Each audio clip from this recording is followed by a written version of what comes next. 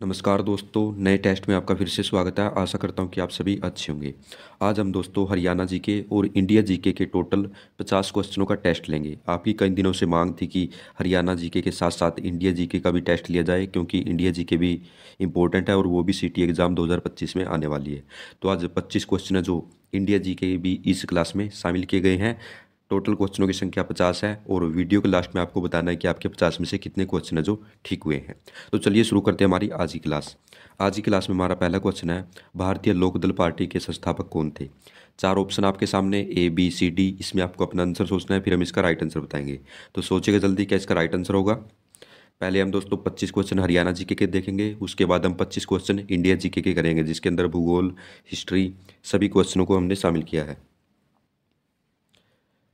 तो इस क्वेश्चन का जो राइट आंसर हो जाएगा दोस्तों हो जाएगा ऑप्शन बी। चौधरी देवीलाल जो थे वो लोकदल पार्टी के संस्थापक थे। बी है जो इसका राइट आंसर हो जाएगा। नेक्स्ट पर चलते हैं, हरियाणा राज्य के प्रथम राज्यपाल कौन थे। तो कौन थे हरियाणा राज्य के प्रथम राज्यपाल। आसान सा क्वेश्चन, सोचिए एक बार क्या राइट आंसर होगा। तो इसका जो राइट आंसर हो जाएगा वो जाएगा ऑप्शन बी। धर्मवीर जो थे वो हरियाणा राज्य के प्रथम राज्यपाल थे। और मुख्यमंत्री कौन थे, तो भगवत दयाल शर्मा।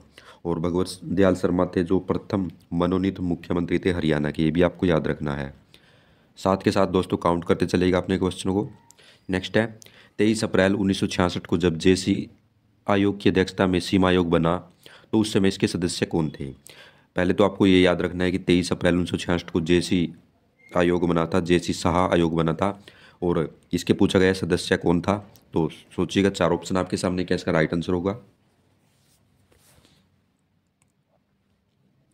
तो इसका जो राइट आंसर हो जाएगा दोस्तों हो जाएगा ऑप्शन डी। उपरोक्त तीनों जो इस आयोग के सदस्य थे, जेसी शाह, एम फिलिप और एस दत्त, तीनों जो इसका राइट आंसर होगा। नेक्स्ट है, 1955 में कहाँ के पुलिस कमिश्नर के दुर्व्यवहार के कारण विरोध में जुलूस निकाले गए थे। तो कहाँ पर निकाले गए थे जुलूस, सोचिए एक बार क्या इसका राइट आंसर हो सकता है। तो इसका जो राइट आंसर हो जाएगा दोस्तों ऑप्शन डी। सिरसा के जो पुलिस कमिश्नर थे उसने दुर्व्यवहार कर दिया था जनता के साथ, तो उसके विरोध में जुलूस निकाले गए थे। कब, 1955 में। सन भी आपको याद रखना है। नेक्स्ट है, किस वर्ष हरियाणा को पंजाब में मिलाया गया था। तो कब मिलाया गया था, सोचिएगा इसका क्या राइट आंसर होगा। और साथ के साथ दोस्तों काउंट करते चलिएगा अपने क्वेश्चन, जो आपके क्वेश्चन ठीक हो रहे हैं। तो इसका जो राइट आंसर हो जाएगा दोस्तों हो जाएगा ऑप्शन सी। 1858 में पंजाब में मिला दिया गया था हरियाणा को। नेक्स्ट है, पांडु पिंडारा पवित्र जगह किस शहर के निकट स्थित है। तो कहाँ स्थित है, काफ़ी इंपॉर्टेंट क्वेश्चन है, कई बार आता है एग्जाम में। तो इसका जो राइट आंसर हो जाएगा दोस्तों हो जाएगा ऑप्शन ए। जींद के निकट स्थित है पांडु पिंडारा। नेक्स्ट क्वेश्चन है, महाभारत का युद्ध कब हुआ था। चार ऑप्शन आपके सामने, सोचिए जल्दी क्या इसका राइट आंसर होगा। इंपॉर्टेंट क्वेश्चन है, पूछा गया है कई बार पहले भी एग्जाम में। तो राइट आंसर हो जाएगा दोस्तों ऑप्शन डी। 900 ईसा पूर्व में हुआ था महाभारत का युद्ध, ये आपको याद रखना है। नेक्स्ट है, सरस्वती घाटी में 10 राजाओं के बीच लड़ा गया महायुद्ध किस युद्ध से पहले लड़ा गया था। तो किस युद्ध से पहले लड़ा गया था, सोचिएगा इसका क्या राइट आंसर होगा। तो इसका जो राइट आंसर हो जाएगा दोस्तों हो जाएगा ऑप्शन डी। इन चारों युद्धों में सबसे पहले युद्ध हुआ था महाभारत का युद्ध, और इस युद्ध से भी पहले लड़ा गया था यह 10 राजाओं का महायुद्ध, ये आपको याद रखना है। नेक्स्ट है, अति प्राचीन वट वृक्ष जिसे गीता ज्ञान से संबंधित माना जाता है किस स्थान पर है। तो सोचिए क्या इसका राइट आंसर होगा। एक बार इंपॉर्टेंट क्वेश्चन है, पूछा जा सकता है। तो राइट आंसर हो जाएगा दोस्तों ऑप्शन सी। ज्योतिषर में है गीता ज्ञान से संबंधित वट वृक्ष। नेक्स्ट है, 1525 में जब बाबर ने हरियाणा में प्रवेश करना चाहा तो सबसे पहले उसका मुकाबला किसके साथ हुआ था। तो किसके साथ हुआ था, सोचिएगा इसका क्या राइट आंसर होगा। तो राइट आंसर हो जाएगा दोस्तों ऑप्शन ए। हमीर खान के साथ युद्ध हुआ था 1525 में बाबर का। नेक्स्ट पर चलते हैं, गोहाना में किले का निर्माण किस राजा के द्वारा करवाया गया था। तो किस राजा के द्वारा करवाया गया था, सोचिएगा एक बार क्या इसका राइट आंसर हो सकता है।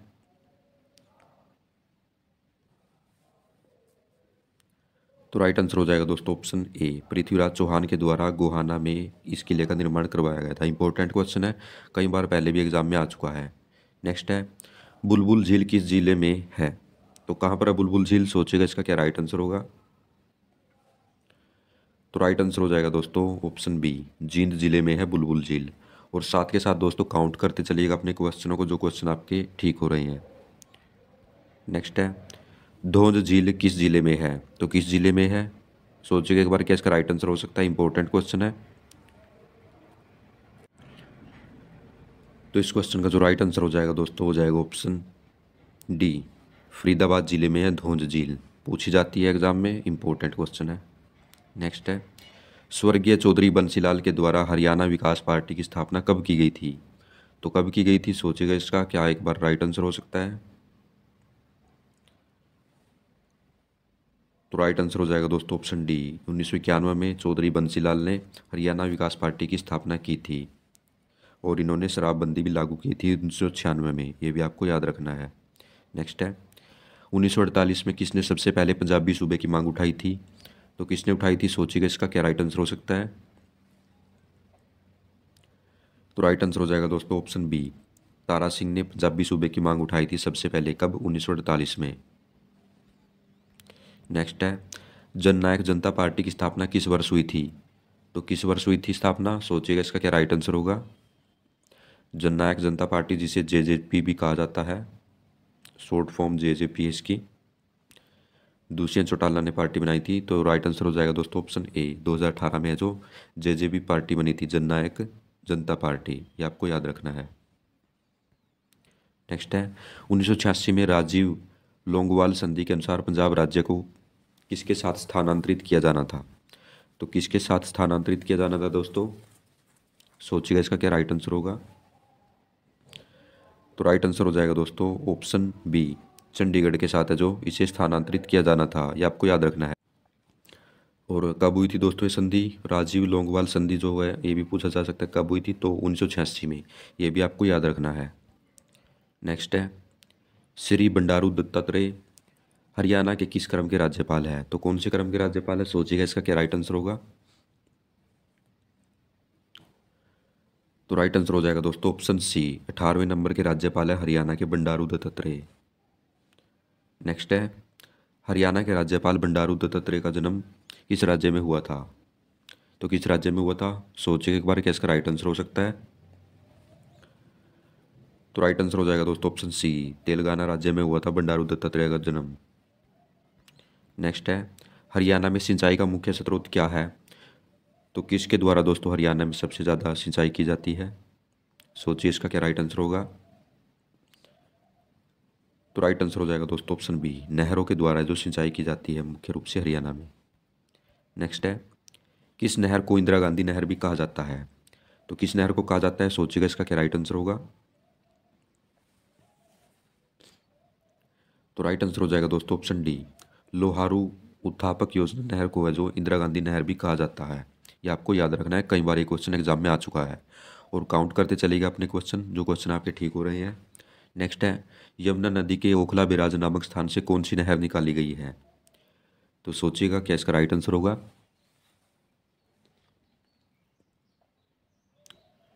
तो राइट आंसर हो जाएगा दोस्तों ऑप्शन ए, गुड़गांव नहर निकाली गई है यमुना नदी के ओखला बिराज नामक स्थान से। नेक्स्ट पर चलते हैं, नाहर वन्य जीव अभयारण्य किस जिले में है, तो किस जिले में है, सोचिएगा इसका क्या राइट आंसर होगा।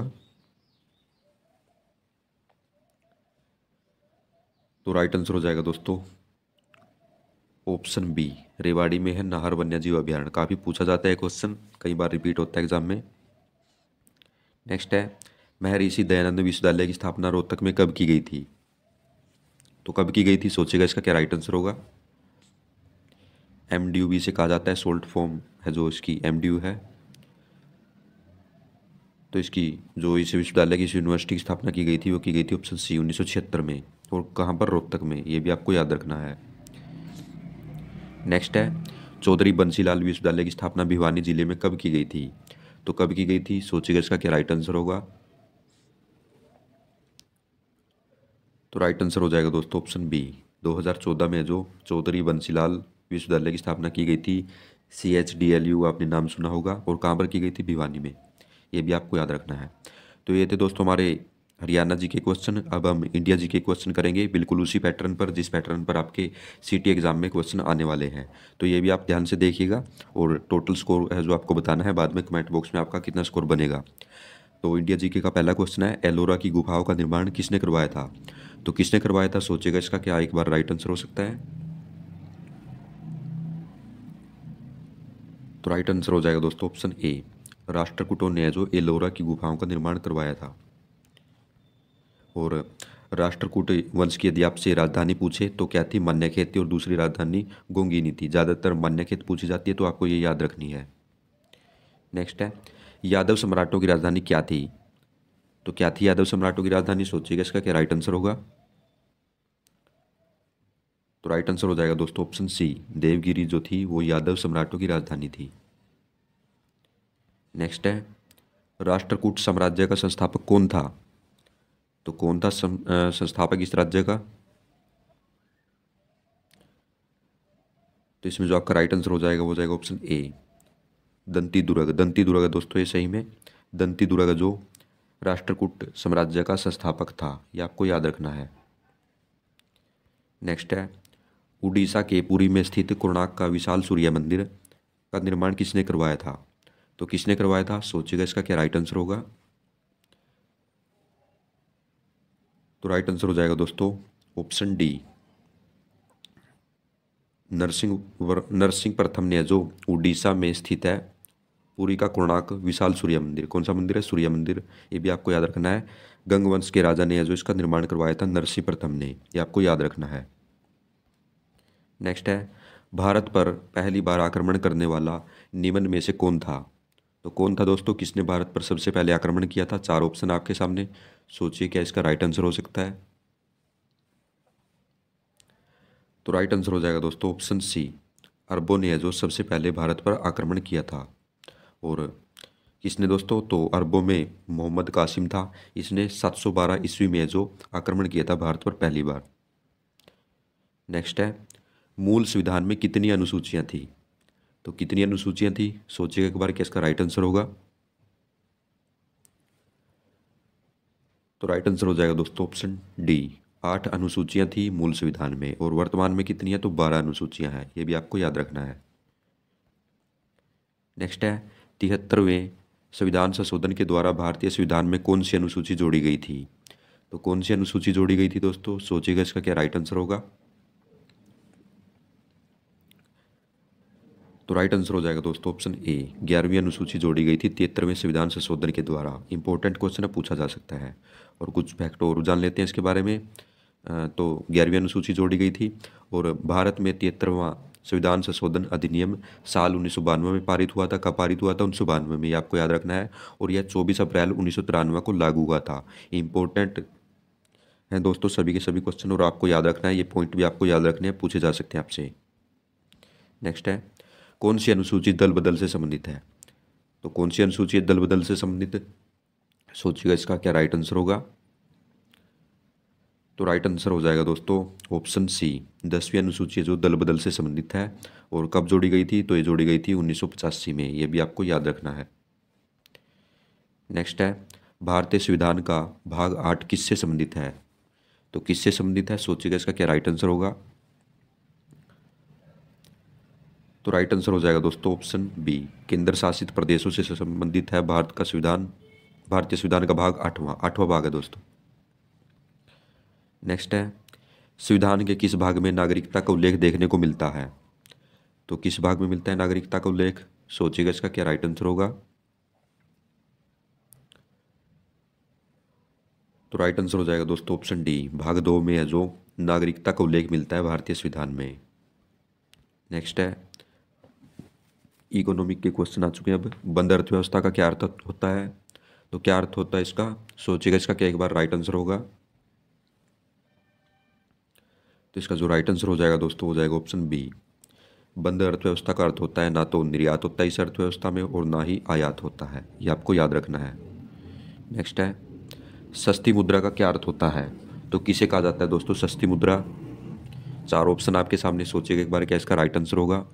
सभी क्वेश्चन इंपॉर्टेंट है दोस्तों और काउंट करते चलिएगा साथ के साथ। और इस वीडियो से आपको काफ़ी क्वेश्चन जो एग्जाम में देखने को मिलेंगे। तो राइट आंसर हो जाएगा दोस्तों ऑप्शन सी, ब्याज के निम्न सत्र को जो सस्ती मुद्रा कहा जाता है। नेक्स्ट है, भारतीय रिजर्व बैंक का राष्ट्रीयकरण किस वर्ष हुआ था? तो किस वर्ष हुआ था, सोचिएगा इसका क्या राइट आंसर होगा एक बार। इंपॉर्टेंट क्वेश्चन है, पूछा गया पहले भी हरियाणा के एग्जाम में। तो राइट आंसर हो जाएगा दोस्तों ऑप्शन डी, 1949 में जो भारतीय रिजर्व बैंक का राष्ट्रीयकरण हुआ था। इससे संबंधित कुछ और जानकारी जान लेते हैं। 1949 में स्थापना राष्ट्रीयकरण हुआ था आरबीआई का, रिजर्व बैंक ऑफ इंडिया जिसे कहा जाता है। और इसकी स्थापना यदि आपसे पूछे तो बताना है आपको 1 अप्रैल 1935 को इसकी स्थापना हुई थी। और इसकी स्थापना भारतीय रिजर्व बैंक अधिनियम 1934 के तहत हुई थी। यह अधिनियम भी आपको याद रखना है। और इसकी स्थापना हिल्टन यंग कमीशन की सिफारिश पर हुई थी। कौन सा कमीशन था? Hilton young commission. ये आपको याद रखना है। नेक्स्ट है, भारतीय रुपये का पहली बार अवमूल्यन किस वर्ष किया गया था? तो किस वर्ष किया गया था, सोचिएगा इसका क्या राइट आंसर होगा। तो राइट आंसर हो जाएगा दोस्तों ऑप्शन बी, 1949 में जो पहली बार भारतीय रुपये का अवमूल्यन किया गया था। कुछ और जान लेते हैं इसके बारे में। और किसे कहा जाता है दोस्तों अवमूल्यन? जब सरकार अपनी मुद्रा के मूल्य को कम कर देती है तो इसे अवमूल्यन कहते हैं। और कब हुआ था? 1949 में पहली बार। ये आपको याद रखना है। नेक्स्ट है, विश्व का सबसे बड़ा द्वीप कौन सा है? तो कौन सा है विश्व का सबसे बड़ा द्वीप, सोचिएगा इसका एक बार क्या राइट आंसर हो सकता है। तो राइट आंसर हो जाएगा दोस्तों ऑप्शन बी, ग्रीनलैंड है जो वो विश्व का सबसे बड़ा द्वीप है। ये आपको याद रखना है। और कहाँ पर है दोस्तों? तो ये जो ग्रीनलैंड है सबसे बड़ा द्वीप है जो, ये उत्तरी अटलांटिक महासागर में स्थित है। ये भी आपको याद रखना है, स्थान भी आपसे पूछा जा सकता है। नेक्स्ट है, जापान की राजधानी टोक्यो किस द्वीप पर है? तो किस द्वीप पर है, सोचिएगा इसका क्या राइट आंसर होगा। इंपॉर्टेंट क्वेश्चन है, पूछा जा सकता है। तो जो जापान की राजधानी टोक्यो है वो है ऑप्शन डी, होन्शु द्वीप पर स्थित है। ये आपको याद रखना है। नेक्स्ट है, जापान का सबसे छोटा द्वीप कौन सा है? तो कौन सा है दोस्तों जापान का सबसे छोटा द्वीप? सोचिएगा इसका क्या राइट आंसर होगा। ऐसे क्वेश्चन दोस्तों आपको सीटी एग्जाम में देखने को मिलेंगे। इसी लेवल के क्वेश्चन जो आपके एग्जाम में आते हैं। तो राइट आंसर हो जाएगा दोस्तों ऑप्शन ए, शिकोकू है जो वो सबसे छोटा द्वीप है जापान का। ये आपको याद रखना है। नेक्स्ट है, विश्व का सबसे शुष्क मरुस्थल कौन सा है? तो कौन सा है दोस्तों शुष्क मरुस्थल? क्या आपको पूछा गया है तो बताइएगा इसका राइट आंसर क्या राइट आंसर होगा। तो राइट आंसर हो जाएगा दोस्तों ऑप्शन डी, अटकामा जो मरुस्थल है वो शुष्क मरुस्थल है। और ये विश्व का, पूरी दुनिया का सबसे शुष्क मरुस्थल है। और यदि भारत का आपसे पूछे तो ये है थार मरुस्थल। ये भी आपको याद रखना है। अब पूछा गया आपसे अटकामा मरुस्थल किस दक्षिणी अमेरिकी देश में स्थित है? तो किस दक्षिणी अमेरिकी देश में अटकामा मरुस्थल जो कि सबसे शुष्क मरुस्थल है दुनिया का? तो ये आपका राइट आंसर हो जाएगा ऑप्शन ए, चिली में है। और ये दक्षिणी अमेरिकी देश है। ये भी आपको याद रखना है। नेक्स्ट है, कीड़ों तथा हानि पहुंचाने वाले तत्वों को घरों से दूर भगाने के लिए निम्न में से किसका प्रयोग किया जाता है? तो किसका प्रयोग किया जाता है, सोचिएगा एक बार क्या इसका राइट आंसर होगा। सभी क्वेश्चन दोस्तों इंपॉर्टेंट है और यहाँ से आपको क्वेश्चन जरूर देखने को मिलेंगे। तो इसका जो राइट आंसर हो जाएगा दोस्तों हो जाएगा ऑप्शन बी, अल्ट्रासोनिक तरंगे जिन्हें पराश्रव्य तरंगे भी कहा जाता है। इनका प्रयोग किया जाता है कीड़ों और हानि पहुंचाने वाले तत्वों को घरों से दूर भगाने के लिए। नेक्स्ट है, विमान के आंतरिक भागों की सफाई में किसका उपयोग किया जाता है? तो किससे सफाई की जाती है विमान के आंतरिक भागों की? सोचिएगा इसका क्या राइट आंसर होगा। तो राइट आंसर हो जाएगा दोस्तों ऑप्शन ए, पराश्रव्य तरंगों का प्रयोग किया जाता है विमान के आंतरिक भागों की सफाई में। कुछ और जान लेते हैं इसके बारे में। और जो पराश्रव्य तरंगे जिन्हें अल्ट्रासोनिक तरंगे भी कहा जाता है, तो इनकी जो ध्वनि तरंगों की आवृत्ति होती है दोस्तों ये 20,000 हर्ट्ज तक होती है और ये पराश्रव्य तरंगे कहलाती हैं। नेक्स्ट है, पानी में हवा का बुलबुला वैसे ही काम करता है जैसे निम्न में से क्या करता है? तो क्या है ऑप्शन में से जो हवा के बुलबुले की तरह काम करता है? सोचिएगा एक बार क्या इसका राइट आंसर होगा। तो राइट आंसर हो जाएगा दोस्तों ऑप्शन डी, अवतल लेंस भी उसी प्रकार कार्य करता है जिस प्रकार हवा का बुलबुला करता है पानी में। नेक्स्ट है, निम्न में से किस ईंधन का मान अधिकतम होता है? तो किस ईंधन का मान है जो अधिकतम होता है, सोचिएगा इसका क्या राइट आंसर होगा। इंपॉर्टेंट क्वेश्चन है दोस्तों और यहाँ से क्वेश्चन आपसे जरूर पूछे जाएंगे। तो राइट आंसर हो जाएगा दोस्तों ऑप्शन सी, हाइड्रोजन है जो, इसे इस ईंधन का मान है जो अधिकतम होता है, और इसे दोस्तों भविष्य का ईंधन भी कहा जाता है। अभी तो हाइड्रोजन की जो ट्रेन है वो भी चलने लगी है, तो भविष्य ईंधन के रूप में कार्य कर रहा है अभी भी। नेक्स्ट है, निम्न में से किसे भूरा कोयला के नाम से जाना जाता है? तो किसे जाना जाता है भूरा कोयला के नाम से? सोचिएगा इसका क्या राइट आंसर होगा। इसमें जो आपका राइट आंसर हो जाएगा दोस्तों, वो हो जाएगा ऑप्शन ए। जो लिग्नाइट जो कि कोयले की एक किस्म है, इसको भूरा कोयला कहा जाता है, ये आपको याद रखना है। और जो बिटुमिनस है ये भी एक कोयला है, और ये मध्यम क्वालिटी का कोयला होता है। और इस बारे में कुछ और जानकारी जान लेते हैं। लिग्नाइट यह सबसे कम गुणवत्ता वाला कोयला होता है, जिसे भूरा कोयला कहा जाता है। और यदि पूछे कि सबसे अच्छी क्वालिटी का कोयला कौन सा होता है, तो एंथ्रासाइट जो कोयला होता है वो सबसे अच्छी क्वालिटी का कोयला होता है। नेक्स्ट है लास्ट क्वेश्चन आज का।